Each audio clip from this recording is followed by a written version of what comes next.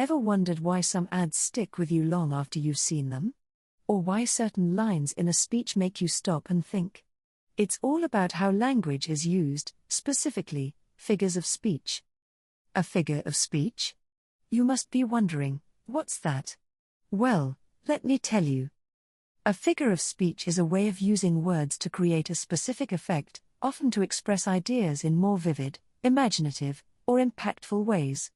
These literary devices go beyond the literal meaning of words to give readers or listeners new insights, create emphasis, or evoke emotions. In poetry, figures of speech are used more deliberately to create deeper meanings, evoke emotions, and craft a certain mood or tone. Poets use these devices to paint pictures with words, allowing readers to visualize scenes, feel emotions, and connect with the poem on a deeper level. But in everyday language, figures of speech often make communication more engaging, persuasive, or just easier to understand. Let's dive into one of the most common figures of speech, alliteration.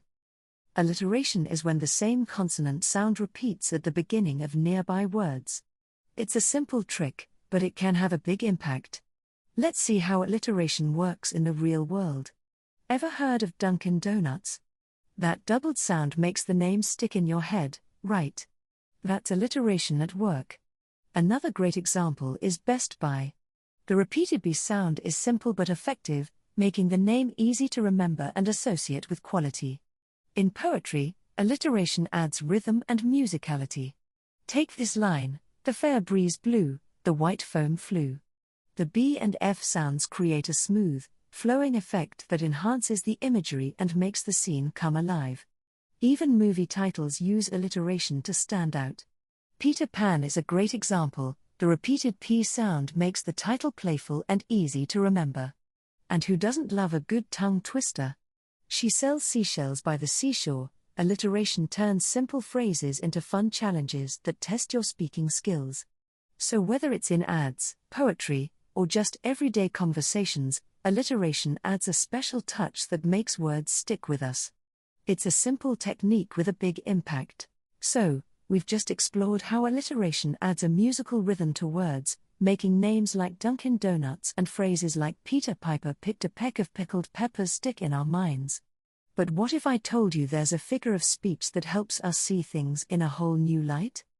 Let's dive into the world of simile, a figure of speech that compares two different things using the words like or as to create vivid imagery and bring new meaning to our words.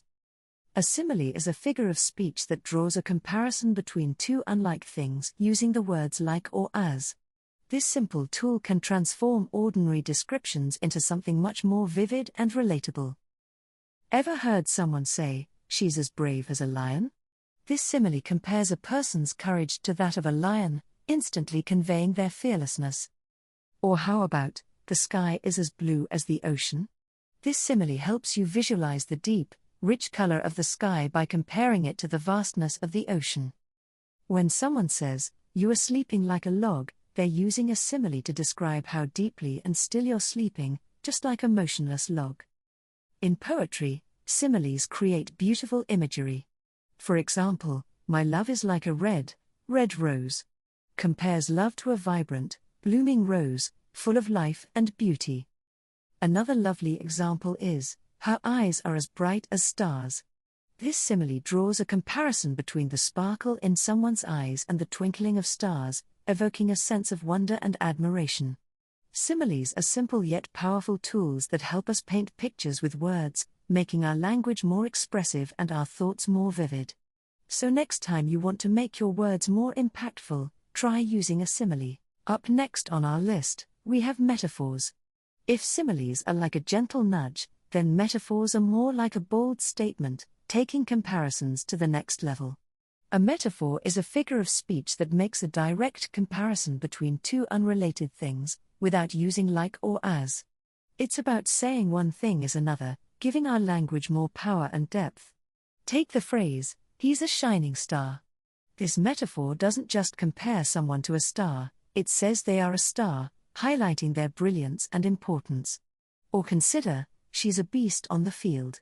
This metaphor directly conveys the idea of strength and dominance, making it clear just how formidable she is. And when we say, time is a thief, we're using a metaphor to express how time can quietly take moments away, just like a thief sneaks away with valuables. In poetry, metaphors add layers of meaning. Consider Shakespeare's famous line, "The world is a stage." This metaphor suggests that life is like a play, with everyone playing their roles, filled with drama, comedy, and tragedy. Metaphors bring our language to life, turning simple statements into powerful imagery. They help us understand and feel things more deeply, whether in everyday conversation or in the beauty of poetry. So, next time you want to make a bold comparison, think metaphor. Now that we know 3 figures of speech, alliteration, simile, and metaphor, let's move on to another fascinating poetic device, personification. Personification is a figure of speech where we give human qualities or actions to non-human objects or abstract ideas.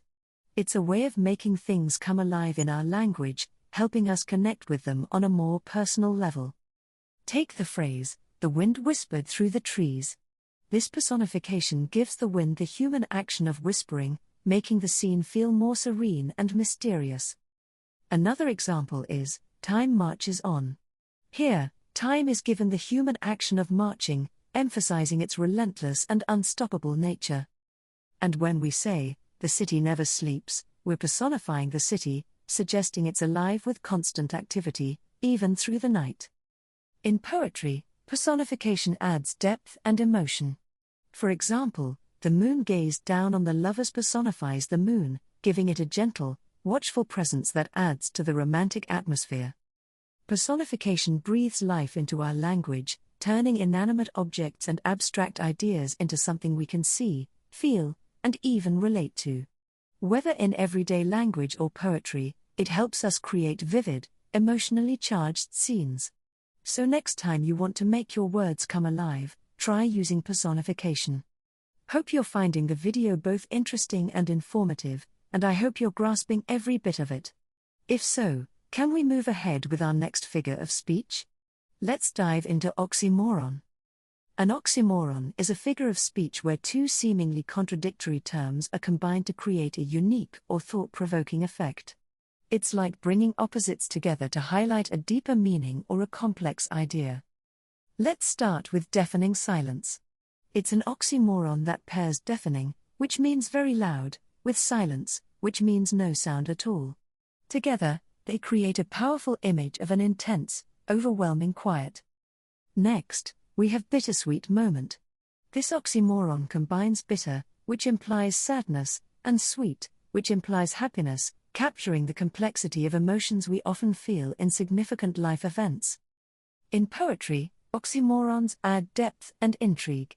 For example, the phrase jumbo shrimp pairs a word that suggests largeness with one that suggests smallness, highlighting the playful paradoxes found in language. Oxymorons create a unique blend of contradictory terms that challenge our understanding and provoke deeper thought. Whether in everyday language or poetry, they add a layer of complexity and richness to our expressions. So next time you want to create a striking contrast, think oxymoron. We hope you've enjoyed and understood the figures of speech we covered today: simile, metaphor, personification, alliteration, and oxymoron. Each of these devices adds a unique layer to our language, making it more vibrant and engaging. Let's quickly recap. A simile compares 2 different things using like or as to create a vivid image. A metaphor goes a step further by saying one thing is another, helping us understand concepts in a more profound way. Personification gives human traits to non-human things, making them relatable and expressive. Alliteration uses repeating consonant sounds to create rhythm and make phrases memorable. And an oxymoron combines contradictory terms to highlight complex ideas or emotions. Each of these figures of speech plays a crucial role in both poetry and everyday language, enhancing our communication and expression.